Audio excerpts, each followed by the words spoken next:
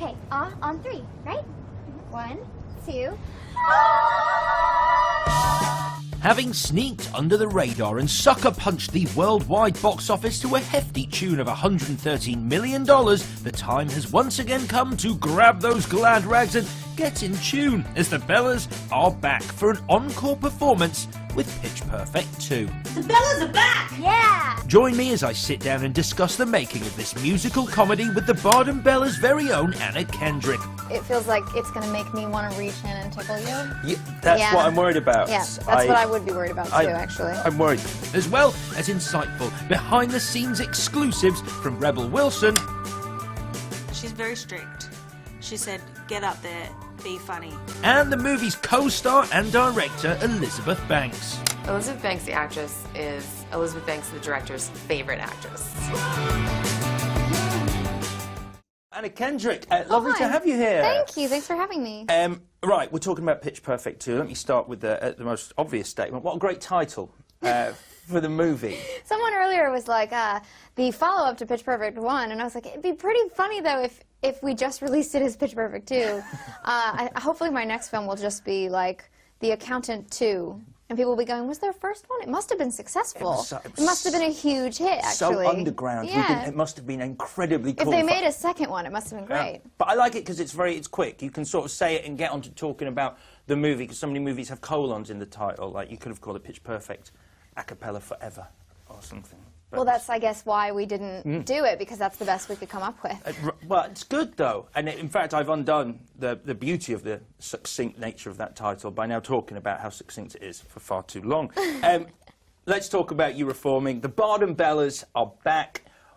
Was it an easy decision to return for this sequel, or were there certain things that you wanted in place before going, yes, let's do this? There were certain things I wanted in place, and that was really just the assurance that the rest of the cast was going to come back too. And that was more about everybody else. It wasn't like I walked into Universal and demanded they bring the cast back. They wanted to, but it was more about, you know, there were these like long text threads being sent back and forth, like, are you doing it? Because I heard that she's doing it, and, you know, just everybody wanted to make sure that we were all in the same boat. So that was really the deciding factor for me.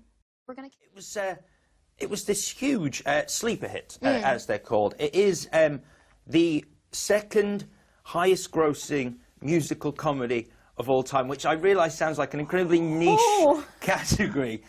Did you expect, when you were making that movie, to be sitting here talking about a sequel? Was there? Because it had a real sort of magic about that film. Yeah, no, I mean, there was definitely an element of surprise, which feels like you're downplaying, you know, what you thought of the movie, but you just never know if people are going to be interested in seeing 10 girls sing a cappella and work through their problems and be friends.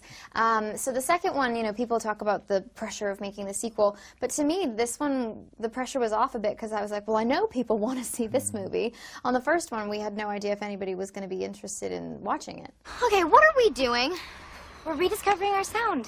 Are we? Because it feels like we're just singing songs that we would never put in our set. But that was why it was such, I think, a beautiful surprise. Because I'm going to admit to you right now, because we're in an honest zone, I walked into that first movie going, this is not for me. This is not for me.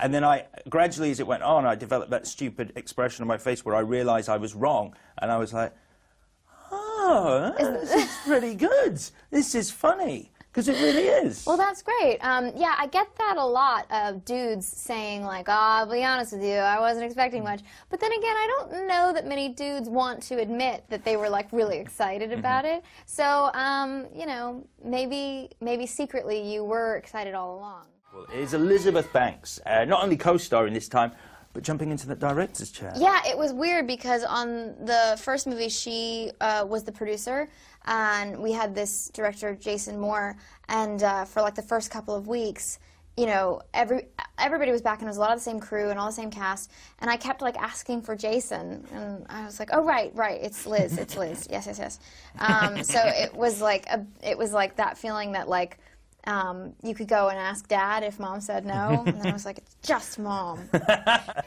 So, not content with being the busiest actress on the planet, Elizabeth Banks decided that the time was right to graduate from producer and co-star to calling the shots and sitting in the big chair.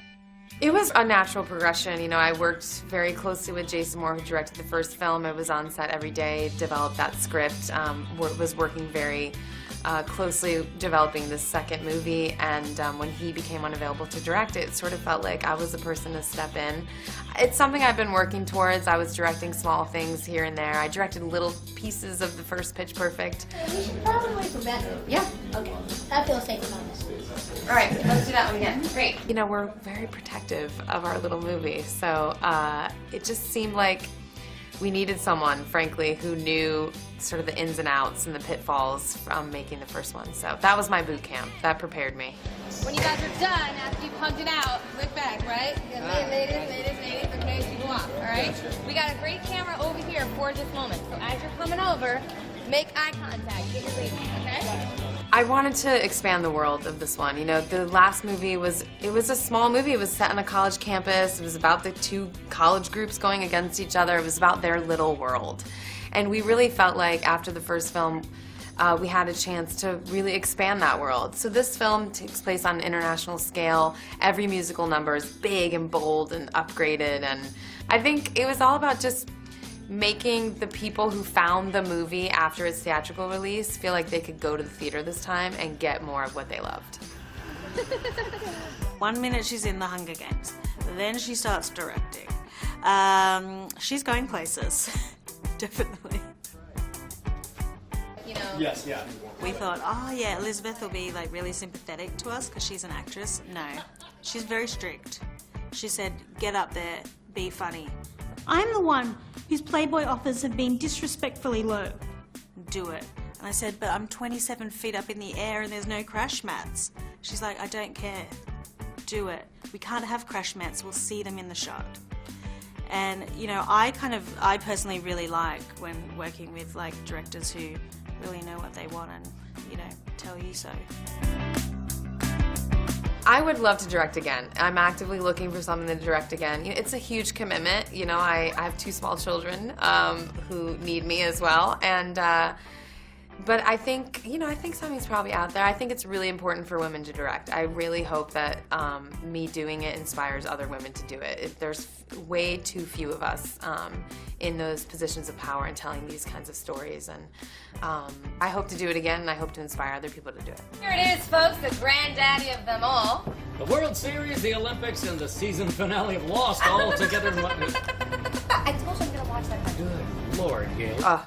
Elizabeth Banks, the actress, is Elizabeth Banks, the director's favorite actress. It's amazing how I just know what I want. Like, I don't even have to say it out loud. It's incredible. Cut!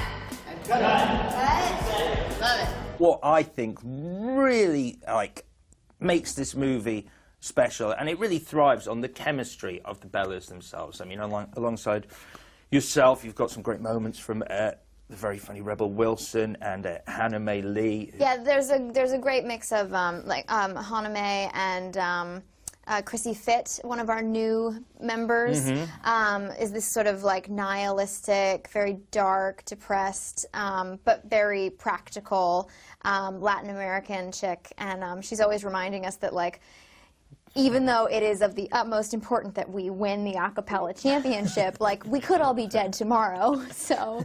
She puts things in perspective. Yes, yes. Yeah. And it's not only any championship, it's the World Championships, which I was really disappointed to find out don't exist.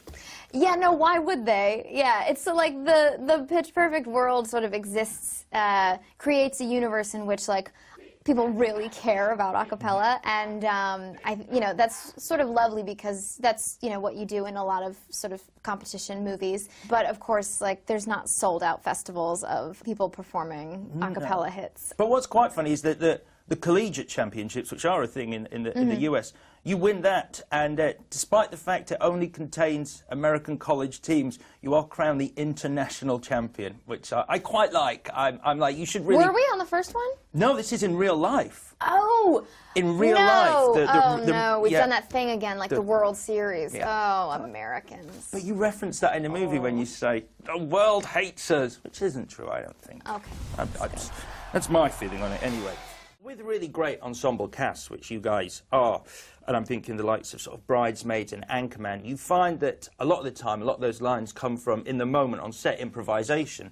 Was that something that happened with this film? Yeah, you know, after the first movie, there was a lot of talk about how much, you know, it was improvised on set, and so we were, you know, alternately encouraged and sometimes discouraged, because sometimes, you know, Liz was like, we need to get through this day. So we, there were days that we did a lot of improv, and there were days that we didn't. But yeah, I would say a fair amount of the improv has ended up in the movie. Good. Good, because it's funny. I personally like the YouTube star Flula Borg's. Oh, he is brutally funny. He showed up all of us, let me tell you. Like, yeah, the scenes where he was kind of coming after us, I was like, none of us stand a chance. This kid is so good at improv. We talked a lot about, you know, what kind of music we wanted to do in the riff-off. We don't get to put anything we want in the movie. I think that's important to remember when we're putting together the music. Music costs money. They don't give it to us for free. There are 17 songs in that sequence, and we really wanted to sort of honor hip-hop. It's the music I grew up on. And I think also that's part of our strategy for broadening the audience for the movie. You know, there's a lot of pop music in the movie, which is fantastic. I love pop music.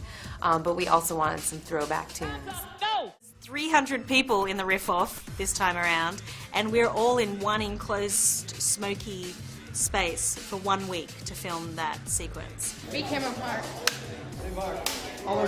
The good part was there were professional footballers as part of that scene, and that was fun, seeing as the rest of the movie it's just us 10 girls by ourselves. The movie really feeling alive is the sort of shenanigans that are going on. You know, that sequence was really meant to feel like a little crazy, you know, and that you see everybody's all in this room together, and we were all in that room together for 5 days, sweating our butts off. It was so hot. And everyone just sort of having fun with each other. Well, one person who you'd be surprised to find out is in this movie is the current President of the United States of America, Yes. Barack Obama. Yes. Tell me, was he actually there on set? Of course not. But at least you asked, because some journalists have been like, what was it like when he showed up? Like, no, of course he didn't come and That's why they pay me the mediocre film bucks. a cameo. Yeah, it was, that footage was actually repurposed from the Kennedy Center honors, where I coincidentally performed in a tribute to Shirley MacLaine. So it's possible that in that moment he is watching me, but not with less glitter in my hair. Okay. Than in the film. It's a fairly graphic scene that he's watching. I just wondered how you approach the president of the most powerful country in the world and go, yeah, we just want to use some footage of you. You're just watching a show. I actually don't know the protocol there. Luckily, it wasn't my job. You didn't get in touch. Goodness. Okay. I don't know whether you're just allowed to use footage of political figures, you know, whether they like it or not. I would certainly think that that would be the case, because I can't imagine he would agree to that, you know, officially, even if he thought like, oh, sure, it's funny. Yeah. If he had to give his approval, I would think he would go, I probably shouldn't to be in this movie. But who knows? Again, it wasn't my job. He's a cool president. I think he'd be like, sounds funny, put it in. Now, if, like me, you've had sleepless nights worrying just what music makes the world go by when the Bellas are off duty, then fret not. I've devised a foolproof pop quiz to end all pop quizzes in the search for the truth, the whole truth, and nothing but the truth. And breathe. I bought a 45 record at a church fair, and I believe it was Electric Avenue. I'm gonna dun dun dun Electric Avenue. That one. I have no idea why I bought that. Michael Jackson. I forget the name of the album, but it was, I like really good songs. Oh, Madonna, for sure. Yeah. Britney Spears. Yeah. My first major concert where like no parents just like went was Def Leppard Whitesnake. Michael Jackson concert, yeah. And they had these kids up on stage and as part of the finale, and I remember going, oh, wish I could have been one of those kids. Ooh, I mean, old brick house, you know, some old school. ABBA music, that's very popular in Australia still. A lot of Guns N' Roses, Paradise City. I will jump around to that. In In the old days, I used to just like get up and just do like a Nancy Sinatra, These Boots Were Made for Walking, because it's just simple, you know? You can't lose with that song. I once entered a karaoke competition on a cruise ship and sung Elton John Crocodile Rock. I don't know why, because I'd never heard the song before. It was the most shocking performance ever, and my mum comes into the cabin afterwards and says, I don't think you should ever do that again. It was devastating. I'm usually looking to duet with someone, so it's sort of like whatever they want to do. I was actually campaigning for Whoop, There It Is in the riff-off and never got it. I think it was too expensive. I really wanted some DJ Cool in the movie, and it did not work out for me. A lot of pop right now. You know, I'm listening to Blank Space. You know, it's all Taylor Swift all the time. I love rap music and hip-hop. Have a deep love for that. But then I also love musical theatre, because I'm just dorky. So I have this, you know, quite extreme music tastes. I am still an avid Frozen singer. I'm singing a lot of Frozen songs. I have 2 young children, and they live for Frozen. I think we've seen Frozen 150 times in my house. There's an Australian song by John Farnham called You're the Voice, an old rock classic that's really, really good to belt out. Whatever is in my ear from the, you know, the morning radio. It could be anything. Maybe some Ed Sheeran. I mean, always that one, I Will Survive, is like a really, you know, positive, uplifting song. Naturally, I wasn't going to let Anna slip away without undertaking my grueling interrogation either. I've got a very quick pop quiz. We've done this with Rebel and Elizabeth, so it's just a pop. It's a pop quiz. It's pop. You've said pop several times now. I'm excited. They're just very quick answers. You don't have to elaborate if you don't want to. In fact, don't elaborate. That'll be the hard part. Very long-winded. The first song you ever bought?